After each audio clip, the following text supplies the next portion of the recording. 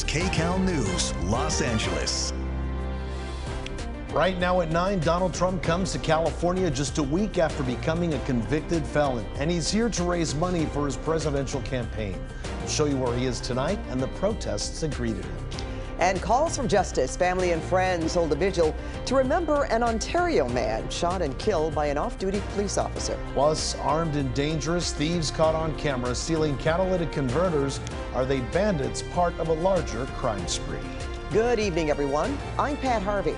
And I'm Juan Fernandez. Just 1 week since his criminal conviction in New York on felony charges, former President Trump is in California for the start of a fundraising trip. Now, he is hoping to haul in some big bucks here. First being hosted by tech titans in the Bay Area, and by tomorrow, he'll be in Southern California. KCAL News political reporter Tom Wade is here now with the details on Trump's visit. And Pat, as you just pointed out, California has a lot of wealthy people, and he is definitely trying to tap into all of that. So we'll see how it all plays out. So California may be one of the most democratic states in the country, but it's also one of the wealthiest. So it's no surprise that former President Trump is here to hit up what political experts call the California ATM. Trump hopes to raise millions in San Francisco, Beverly Hills, and Newport Beach. Protesters say they will meet him at every stop. Showdown on the streets of one of San Francisco's wealthiest neighborhoods. This scene playing out just outside the home of where former President Trump is holding a fundraiser, where a dinner can cost as much as $500,000. Trump is in Northern California for the start of his Golden State fundraising swing. His hosts this evening are these men: tech entrepreneur David Sachs and venture capitalist Chamath Palihapitiya.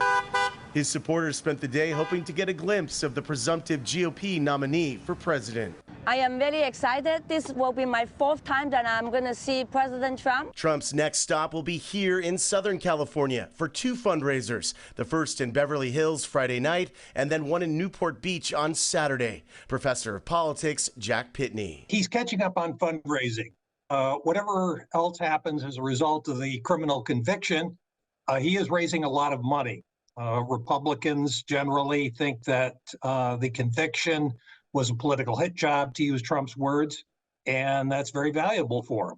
And he's going to raise a lot more money here in California. While Trump is set for a big cash haul, what's less clear is whether Republicans in California's swing congressional districts will appear with the former president. This is not a position they would like to be in. On the one hand, they don't want to alienate the nominee of their party. They don't want to alienate the Republican base.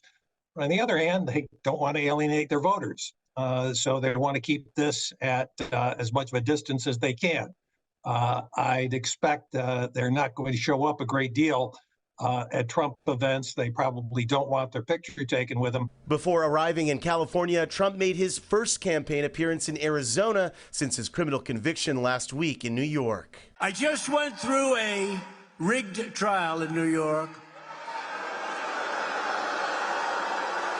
with a highly conflicted, and I mean highly conflicted, judge.